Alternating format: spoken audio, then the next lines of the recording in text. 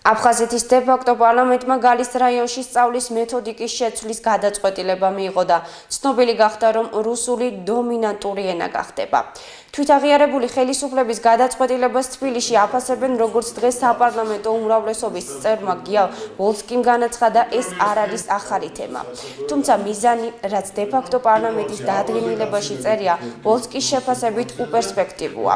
დეპუტატის განცხადებით, საქართველოს ხელისუფლებას მოცემულ მომენტში საერთაშორისო ზეწოლის გარდა არანაირი ბრეკეტი არ გააჩნია.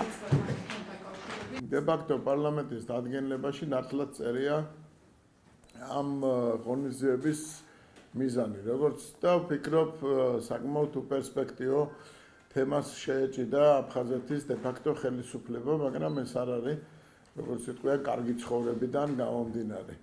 ძალიან რთული, ურთულესი და ძალიან მძიმე დემოგრაფიული ვითარება შეექმნათ აფხაზებს.